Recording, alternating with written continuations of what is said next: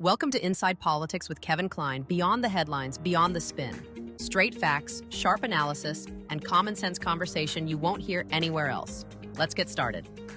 Welcome to another edition of Inside Politics. I am joined by two of my Winnipeg Sun columnist colleagues. We have Lawrence Pinsky, KC, who is a former human rights adjudicator, and Royce Koop, who is also a professor of political sciences at the University of Manitoba. Gentlemen, thanks for joining me once again. You know, our last episode, we talked about the budget. We talked about a CPC member who abstained and an NDP member who abstained. And my argument was they both voted in favor of the budget by abstaining. But we got into the weeds a little bit, or not really into the weeds, about inflation and the economy in Canada and how we're blaming everything on Donald Trump. I said that. Neither one of you did, but I did say that. And I think it's because I was doing a little research and people believe that we're paying more for products in Canada because of the tariffs from the United States. 90%, rough number, 90% of the products that you buy in Canada are tariff-free. They're part of the Mexico, Canada, United States trade agreement right now. 90% of them are tariff-free. So when you see a problem with the pricing, whether it's grocery stores or gas or products that you're buying, it is because of our federal government. I think we can make that unanimous. Yes, that's exactly right. CUMSA or USMCA, depending on which side of the 49th you're on, there's no question under that agreement, the vast majority. And Mr. Carney stands up in Parliament on a frequent basis and says, it's not all bad.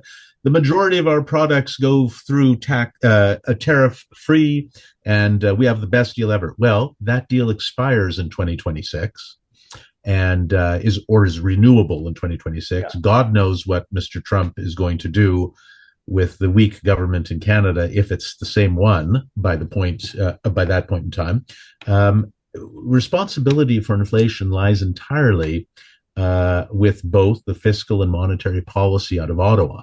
That dates back to how we overspent and created a problem with inflation following COVID. And that has continued. We see with deficit spending, we see with the debt, and that's going to keep going based on the budget that just passed. So the responsibility lies with us. Our government is the problem. And when Mr. Poilievre says the government has to get out of the way of economic development, not sit like a Politburo with a command economy, economically, he's right. It's curious to me that Mr. Carney doesn't get that or doesn't want to get that. It's consistent with, I've said this before, what he wrote in his book, Values, or in my view, the lack of values. That's, I suppose, really what the issue is. It's a made in Canada problem. So when you go to the grocery store, you go to a restaurant, and are paying many times higher for the same products that we used to, responsibility for that mostly lies in Ottawa. Yeah, and it's with the renegotiation of CUSMA, I'm not sure I'm saying that right, in 2026, you can expect Mark Carney to try to go into an election saying that he needs a fresh mandate to negotiate this. And you Canadians need to consider the track record of Mark Carney when it comes to actually getting a deal with the U.S. We still don't have anything. And for all we know, talks have completely broken down. We're not going to get a deal this year. The earliest we can hope for is next year. But I think it's also worth it to think about how bad things are in Canada right now. You know, this past week, Abacus released some polling asking Canadians what they're focused on. And a lot of the readers will be familiar with Maslow's hierarchy of needs. You have to worry about food and shelter and warmth and safety. And once you've kind of got all that figured out, then you can do things that we would hope that modern people would do in a kind of modern, wealthy society. You know, friendships, relationships, artistic things, engage in things that help their self-esteem. So Abacus asked people what they're focused on, and over 50% of Canadians are focused on either physiological or safety needs, just the most basic things. You know, the food, shelter, clothing, personal safety, 50% are focused on the basics of life in this country right now. I thought that was a remarkable way of expressing really the desperate situation that we're in Canada. Well-developed democracy, advanced capitalist economy, and over half of the people responding in this poll say they're focused on the basics, the fundamentals of life, just getting by. We should be doing so much better in this country. What a shame. Yeah, but Look I at the think all of dramatic. that is, sorry, Lawrence, I think all of that is the taxes, right? We have a tax on top of a tax on top of a tax on top of a tax. You have municipal governments that tax you. They tax you now to pick up your garbage. They tax you for water. They tax you for getting rid of your water. They tax you for this. They tax you for that.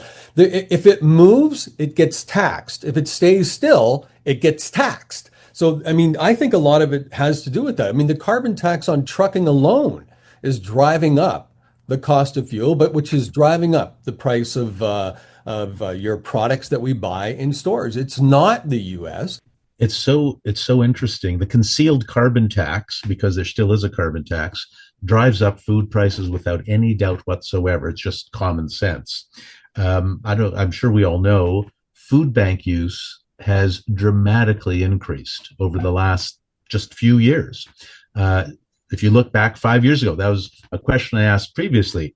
Are you better off now than you were 5 years ago when Mr. Carney got his hooks into the economy? The answer has to be no. Royce, I think you mentioned, or no, Kevin, you mentioned the tax issue. There's just a study that came out that the greatest share of Canadians' paychecks now go to taxes over food, over shelter, over basic needs, over really anything else. Taxes. The government shouldn't have its hands in our pockets. Sorry, I'm banging the table. For every single transaction, every single economic move that Canadians make, it's detrimental to economic growth. It's what causes that increase in food bank use, as do the other policies we talked about. I've said so often, I really hope that Canadians will understand this. And as the old saying goes, fool me once, shame on you. Fool me twice, shame on me. I think we have enough shame from this government. We have to be smarter as a people, or there's a lot at risk that we will lose. Yeah, it's very easy for Canadians to blame the Americans. The problems that we have are because of the Americans, especially because of Trump. He's a very easy person to hate if you're a Canadian, but Lawrence is right. All of these affordability issues, they were there before Trump, long before Trump, under this liberal government. I think what we need is a prime minister who is relentlessly focused on these affordability issues. We need a minister of affordability. We need a cabinet committee exclusively focused on affordability. This is the major issue. And taxes are one cause. There's lots of other things that governments do that just make life harder for Canadians. And the last election was just kind of a distraction from these issues. We need to focus on that because there's a lot of people hurting in this country right now. Well, the food bank issue is shocking. Food banks. Right. Even in Manitoba, where Premier Wab Kinew holds court, right? He's the premier of the province. Very high in the popularity ratings across premiers for Canada. He put out a video. We're going to take a look at it because I want to talk about this because you're right. Here we are, all of us, worried about where we spend every dollar, questioning every expense because we have to pay for taxes. And then you've got all the necessities of life that come after that. So you have here decisions being made that enhance that, right? And that's why I want to show this video because I blame it on politicians. Here's one politician, the Premier of Manitoba, bragging about the fact that we have more places to buy alcohol. Take a look at this video. New Costco just opened in Headingley. We decided to pop in with this, a brand new Liquor Mart pop-up. Meme culture right here. My friend Danielle Smith. My friend Doug Ford. For the refined palate. I think this is the official Drink of Beer League. Cool. It's open every day, 11 to 6. So pop by after you visit Costco in Headingley. Life is good in Manitoba. All right, so there you go. I guess he's trying to be a man of the people, but he sits there and says life is good in Manitoba.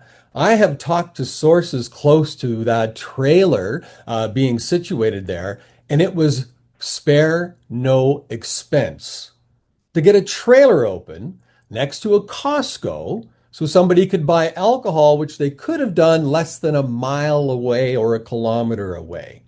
This is the problem, and I think you both are talking about that, where politicians just are not paying attention to the realities of life. Because I'll say this, a lot of them are very nice people, and this doesn't paint them all with the same brush, but it's the greatest job they'll ever have. It's the most money they'll ever make in their life. They're just going to keep voting the way they're told to vote. They don't get that this is a big problem. They don't understand that the premier coming out and holding up a bottle of Crown Royal and holding up I can't remember what the lemonade drink was, or the hard lemonade drink. I mean, I'm seeing social media posts now from local brewery companies in Manitoba beating them up, saying, well, how come you aren't helping us get our product promoted? Why aren't you getting our product into other provinces? Fair enough. I think you can only blame one group of people for all this, and you have to blame the elected officials. Well, look at their policies. I mean, their policies are anti-economic growth. They talked a lot about reducing interprovincial trade barriers. Has that happened? No. Answer, no. So those local breweries who are complaining about that are right. Why isn't he promoting that? Having said that, a lot of Manitobans still like him.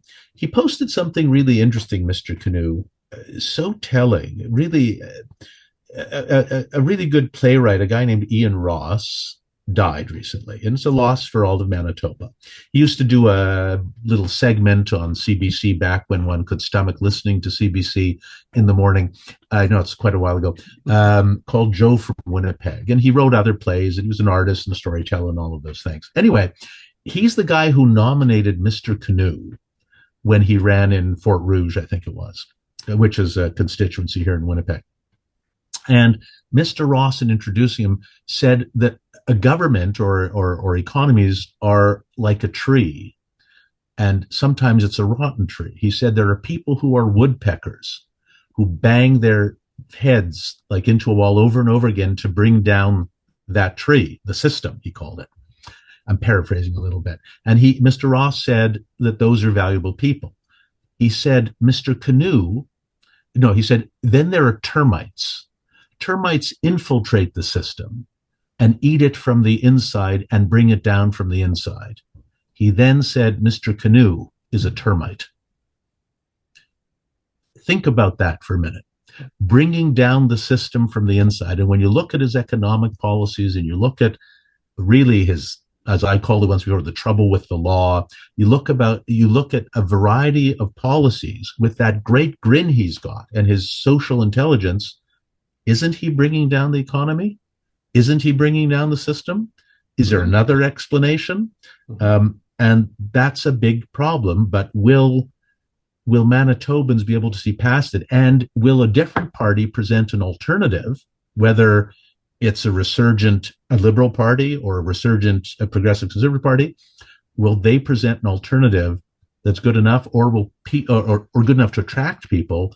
Or will people be content with what Ian Ross described as the termite? Well, interesting, because the inflation in Canada in October, I believe, was 2.2%. In Manitoba, it was 3%. We're seeing more local businesses in Manitoba board up their windows, close shop. But life is good in Manitoba because we have an alcohol trailer next to a Costco. We're in the bottom 5 of economies. I can't remember what number we're at in North America. We're talking here, those like Mississippi, like the poorest states, we are faring at the very bottom in Manitoba. So calling it great, calling it fantastic, doesn't that sound like Mr. Trump does? Mm-hmm. He just says things. And if you say it with a smile and loud enough, I guess people believe it. I wish they actually analyzed what was going on. Having said that, as I said, he has a great social intelligence. He smiles well, does a lot of social media, but look underneath it. Do we really need a termite, not my words, as our premier who's running our economy? It's an interesting question. Yeah, I mean, I grew up in British Columbia. I appreciate the spectacle of politics, the kind of showmanship of it. But right now, I feel like serious times require serious leadership, serious people in leadership roles. And I'm kind of tired of this. I'm tired of Doug Ford, this kind of clownishness, this clownish approach. I'm tired of politicians doing social media. That seems to be the priority. And so, yeah, the trailer beside the Costco. I mean, when this province, life is good in Manitoba, just not as good as the state of Alabama, apparently. No, let's try to hold our politicians to higher standards, I think. Well, I saw a video, and it was on social media, but it was a very intelligent young lady. She had been transferred, accepted a transfer within her company to go live in Toronto. And she's lived in New York, LA, like some big cities in the United States. And she's been doing some videos explaining how unbelievably expensive it is to live in Canada and how shocking it was to see how much they take for taxes off their paycheck. So it's interesting. Here she is now, begging to be put back into the United States. She lived in one of the most expensive cities in the United States, and still living in Toronto, shocked her. And it's interesting that it's like boiling a frog in water when it starts out cold. And that's what I feel is happening to us here in Canada, right? We've been in the water long enough, but it's starting to boil and we don't even notice it. And then you have a premier, again, he's very good on camera. He's an actor, right? He's a former reporter on CBC. He's a novelist. He likes to write stories. That's what he does. But what he doesn't do is he doesn't govern properly. He doesn't know how to manage the economy. And I see businesses leaving the province. I don't see investment coming to our province. I see CO silica still in the ground, one of the most attractive minerals that we could get on the world stage. I see other minerals still in the ground, and he just makes excuses for it or puts out a video and says, what a great job I'm doing because you can go to Costco and I've got a trailer. It's a trailer that's selling booze. It's a trailer. You didn't solve cancer. You didn't build the economy overnight. It's a trailer. So that's entirely right. And look at the silica thing. There was just one of the ministers at the Ledge stood up and again attacked the progressive conservatives for the CO silica issue that Kevin, you called out some years ago. And they're using that as a cudgel over and over again for political gain instead of saying, okay, that's done. And if it isn't done, make whoever it is pay and get it done and let CO Silica develop the resource and get it to market. Billions of dollars of GNP for Manitoba, thousands of jobs, and they're going to waste because Mr. Canoe and his party thinks there's political gain in continuing to keep that resource in the ground and beat up the PCs. And it is, as Royce said, it's really enough already. But let me propose a solution, not a Manitoba solution, Canada solution. What if the government of Canada said, on our raw material exports, we're going to impose a 2 to 5% tariff. It'll be paid by companies. It won't affect market rates. It can't be too big because then our products won't be as attractive on the market. And they use that 2 to 5% tariff to pay down our deficit, to pay down debt, to actually build the economy. Now, I'm not a tariff guy, and this was someone else who suggested this to me. It's an interesting idea, I think. I think there shouldn't be any tariffs, but we happen to be in the pond that we're in right now with Mr. Trump, who likes tariffs. And maybe that's a really good idea to start paying those things down. It won't affect uniquely Manitoba. It won't solve the problem of Mr. Canoe or Mr. Eby in BC, but it's a really good idea, I think. You're talking about an export tariff, right? I'm talking about, yeah, and not on finished goods, on raw materials. But it's a tax. But we won't pay it. Right. The companies will. Right. The companies will pay it, and they'll jack up their prices on the foreign exports, but has to be small, 2 or 5%, but it's billions of dollars. And at least we'll take a stab if we do that coupled with cutting back on many government departments cutting back on our expenditures, we have a hope of actually balancing the budget and creating and doing essentially what Liev says about cutting cap gain taxes on reinvestment in Canada, encouraging investment, making Canada attractive instead of what we see, and we see it in Manitoba, and I imagine in other places. So many people are talking about what's your escape plan out of Canada because taxes are too high, because the economy is faltering. What's your escape plan? And the people. Why would you want to leave Manitoba now? Because we have a trailer of alcohol by Costco. Why would you want to go? I mean, life is great. Yeah. There was also a study that came out this week that found that a huge proportion of highly skilled, highly trained immigrants that come to this country only stay here for a few years and then they leave, especially to the United States. And so this country puts a lot of effort into attracting high-skilled immigrants, and then they don't even stick around. The report didn't explore why that's the case, but we all know why it's the case. The cost of living is so high. It's much better to settle in Texas. You can make a lot more money. Cost of living is a lot lower than it is in Toronto, certainly a place like Vancouver. And so there's so much that's broken that after the last 10 years, the immigration is also a part of that as well. You know, I was doing some research for the column that I wrote where I thought I would never be writing a column about how close we are to separation or the end of Canada. Because of what's happening in Alberta, Saskatchewan, and in Quebec, and now they want their own currency. They're quietly getting there, right? So I was doing some research on that. And then, of course, if you do research on your computer, somebody's watching you because they start feeding you stuff.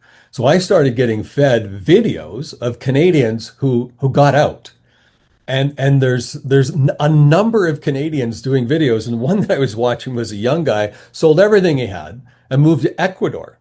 He found a place in Ecuador where there's several Canadians and stuff, and he talks about, he shows a $5 in Canada, it's $10 for a large Starbucks. There he paid $1. So you're right. People are looking for ways to get out. Now people are actually making money on social media from teaching people how to leave Canada and showing them not to be afraid to go to different parts of the world. But again, we have our political leaders playing games. And I'll use Wab Kinew as an example because Wab and I do have fun taking jabs, I think, at each other, or we used to in the house. We got a trailer with alcohol. And there we go. Like you don't need it. Why would you move somewhere where you don't pay taxes? Because if you move to a place where you didn't have taxes, I guarantee you they wouldn't have a trailer with alcohol by Costco. Man, you're really building this up. I got to drive up to Headingley. We're going to check out. Let me stop you right there. There's the other thing. Premier of the province and a political science professor says that the Costco's in Headingley when in fact it's in Winnipeg. But moving away from that little parochial question of where the trailer is, it's not only Mr. Kinew, it's the Prime Minister of Canada, Mr. Carney, it's Melanie Joly. It's so irritating. I don't for the life of me understand those people that still support the Liberals in the light of, or in the shadow, I guess I should say, of all of these economic and other problems. How do they stomach it? I'd love to know, what is the justification? There's this doctrinal, maybe it's a fear of Pierre Poilievre, maybe it's a fear of change. I'm not sure, but whether they like it or not, change is here. But instead of positive change, it's the negative change of independence movements. We've talked about it before in Quebec, in Alberta, and Saskatchewan. And it's a negative change of people fleeing the country. Economic refugees from Canada. Who would have imagined? Right. Yeah. But again, and I want to be, serious about this. It's not all politicians, but many politicians, this is the most money that they'll ever make in their life. And when they get elected, they don't have these problems. They don't have spending problems, right? I mean, if you're an MP, you have a house where you live, the government pays for you to live in Ottawa, you can fly back and forth. I see some of them flying first class. They get all the airline points for it. I mean, there's something wrong with that. We talked about that with the senator, Charles Adler, flying back and forth and first class, salary for life kind of thing. This is the problem, is that we're electing people and they can, if all they want to do is make sure they stay there for as long as they can. They have a time clock, right? I want to stay there as long as I can. The objective is not to fix the country. The objective is not to lower the cost of living on residents. You can see that at the city hall. You can see our city halls across Canada. You can see that at provincial governments across Canada, and you're seeing it with Carney. But we're the ones falling for it. We're the Maybe ones buying, we're the ones clicking like on Wob Canoe's video because of a trailer. so. Kevin, is the answer a limit on terms? Yep. Is term limits the answer? Might be. Might be I the think so. answer. I think that's the answer. Because I personally don't mind if a politician is doing their job and fighting for a better Canada. I don't care if they're flying 1,000,000 kilometers back and forth if they're doing something. Right. But if they're perpetrating the same nonsense, maybe there also has to be a recall move as well, to be able to recall people. But I don't know if Canadians understand that they would need to recall. Even looking, I think Royce touched on this, the issue of the highest skilled immigrants who are leaving the country. I don't know if you saw this in Parliament at committee.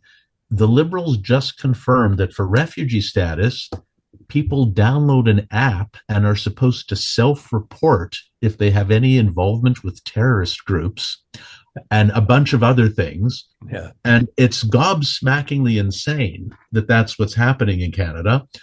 But it really does feel like we have a lot of termites, to use the late Mr. Ross's term, in Ottawa and in our legislatures across the country. And it's gotta stop before it's too late. But before you answer, Royce, let me throw this at you. Do you think that people are, we're the ones that are creating these monsters, if you will, elected officials, because we're electing people based on popularity? Right? Oh, they seem like a really nice person. They don't have any experience whatsoever. You know, either that they worked for the government, they were a civil servant or whatever, or they were assistants to politicians. And we think, okay, well, they seem nice enough, they can have the job. We don't ask the tough questions. We don't hold them accountable at the door. Is that? Yeah. Yeah, partly the sad thing is I think a lot of Canadians were kind of hoodwinked in the last election. What was Carney's big selling point? It's that he was a serious person. He had this great experience, these great credentials. He was the man, the only person that could get us through this difficult economic period, the one that could get us a deal. And like, where is the beef? Like, there's just nothing has come out of this. There's no deal with Trump. All the major projects, it's smoke and mirrors. We don't know what we're going to get. And so I feel kind of badly. I think certainly Canadians need to focus on candidates that are actually, serious people that are going to be able to make real policy achievements rather than this kind of showman type of person we get in politics. But then they do that, they make the wrong choice ultimately. I just am surprised that Carney is as popular as he is. I have no doubt that is going to go down, and at some point it will go down very quickly. But up until now, we're just not getting any. We're not getting any results from this decision. I can see one of the big 10 projects being an alcohol trailer in every province. Every Costco. Every Costco in Canada will have an alcohol trailer. Royce, having said that, and I keep leaving the Costco alcohol trailer. Having said that, though, it's a really interesting quandary to say, you're right, Mr. Carney had the resume. And so does that mean that opposition leaders need to ask themselves, how is it that we couldn't sell that bill of goods? How is it? And what do we need to do differently? Is it a matter of maybe like Mr. Poilievre is a great cross-examiner, a great parliamentarian in how he handles himself there. But do we have too much of a history of a nanny state in Canada that it just seems to some people too rough-edged? And maybe he needs to let other people be cross-examiners. He has lots of talented people in his caucus, and maybe he should take a different approach, at least in part, to humanize him, because he is actually a really great guy underneath that cross-examination skill he's got. but I don't know if Canadians can see past it. And maybe that's part of that same problem. Yeah, I mean, on Polyev, I have long thought that he would benefit from showing more of his softer side. You'll recall in the last few days of the election campaign, we're hearing a lot more about his kids. We learn more about his family situation, which is interesting and unique. And he would benefit enormously from that in the same way that Harper did. After Stephen Harper lost an election, there was a concerted effort to soften his image. We all recall his light blue sweaters, which were an integral part of that. And it worked. It worked. And I think it would work the same way with Polyev. The truth is Polyev has this leadership review. He needs to get as high a percentage as possible. He's going to sail through that, and then I think there are opportunities for that. But yeah, I agree. Pierre showing his softer side is only gonna help him, to be honest. Well, a lot of things that we covered here in this discussion, not only the trailer, Lawrence, but we have covered an awful lot of other things. And I do note that both of you talked about the immigration in Canada, and then some immigrants that are coming to Canada and leaving Canada right away. But we're also seeing a lot of immigrants that are coming here that have caused the collapse of Canada. Not them personally, mind you, but some have been involved in things that they shouldn't be involved in. Our courts are starting to lean towards helping them stay in Canada as opposed to applying the biggest penalty possible.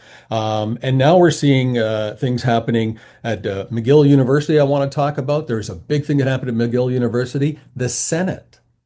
The Senate did something that I think will shock people, and cities across Canada, major cities across Canada, flying a flag of a country that's run by terrorists on our land. We're going to talk about all this on the next episode of Inside Politics. So, gentlemen, thank you very much for joining me. Look forward to the next edition, because that's going to be a difficult conversation. Thanks for watching Inside Politics with Kevin Klein. Please like and subscribe to this channel and visit thewinnipegssun.com for more.